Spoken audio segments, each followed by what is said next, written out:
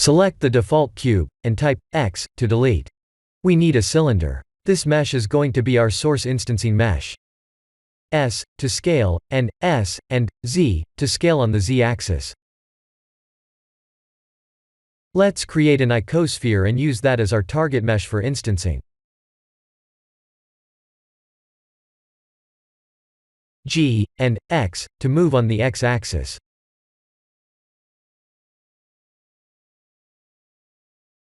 We need to select the source mesh, and shift-select the target mesh. Ctrl P to parent. Let's go to the object properties and instancing.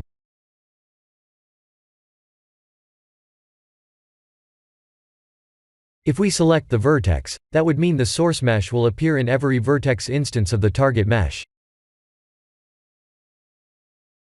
We can freely modify how the source mesh would appear in instancing, by selecting it and typing Tab to go to edit mode. We can scale, move, and rotate the source mesh. We can also apply the array modifier to edit the shape of the instancing target mesh. That would make an interesting animation.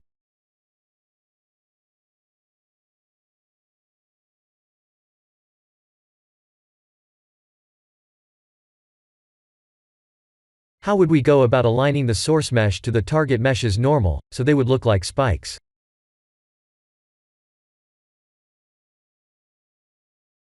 Select the source mesh, Ctrl A, to reset all transforms.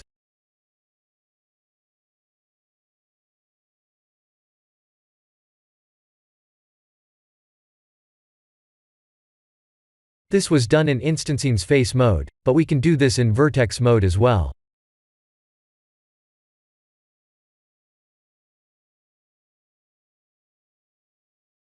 That is to put check mark on Apply to Vertex Normal.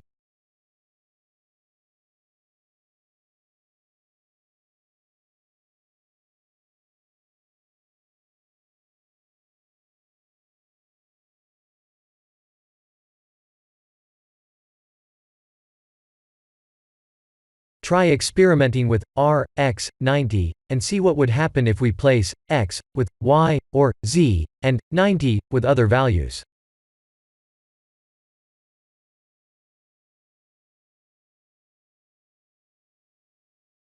A lot of interesting shapes are being created.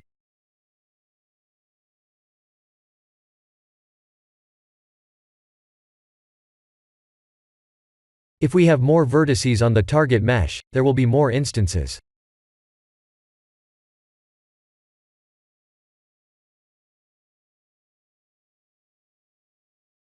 There are two things to remember while using Blender's instancing.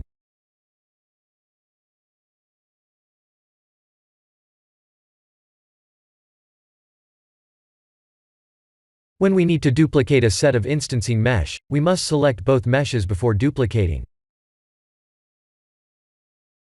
When we select the target mesh, both meshes are highlighted, but the target mesh was not selected.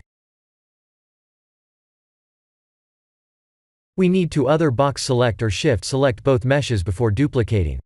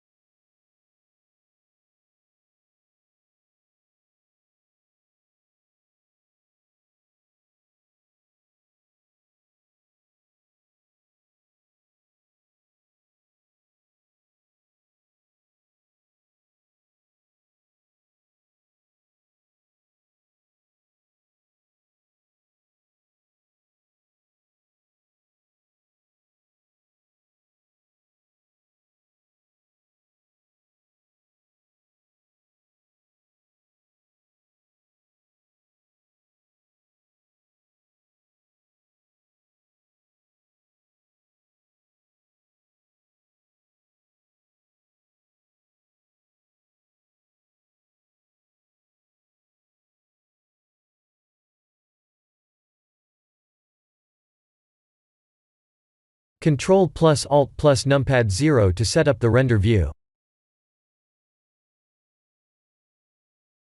If your keyboard doesn't have the numpad, please go to View, Align View, and align Active Camera to View. Please watch a tutorial listed in the description to match my final render settings, as I'm using a cloned look dev HDRI setting.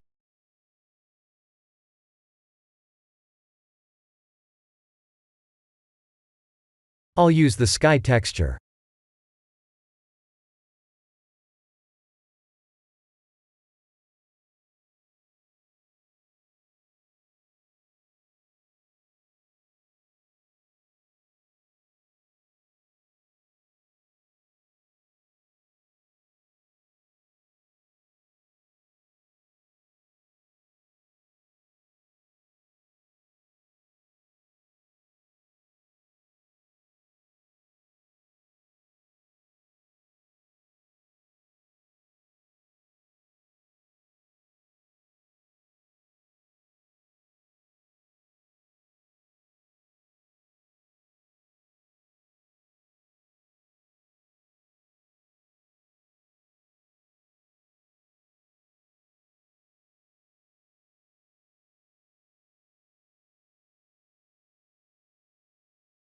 The second thing to remember is how both meshes need to have separate materials.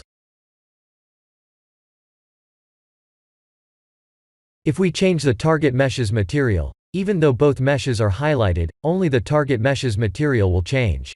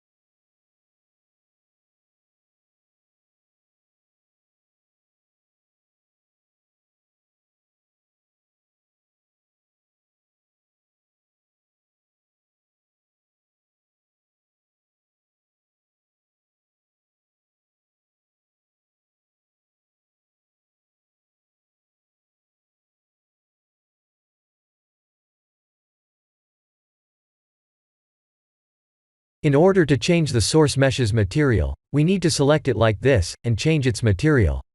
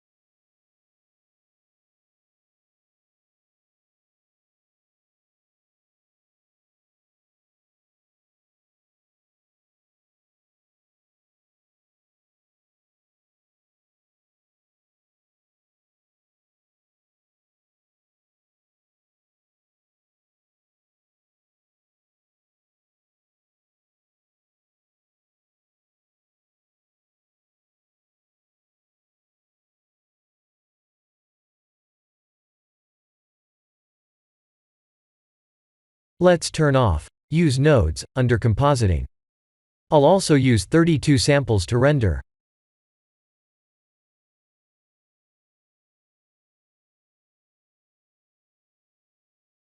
This is the end of the tutorial.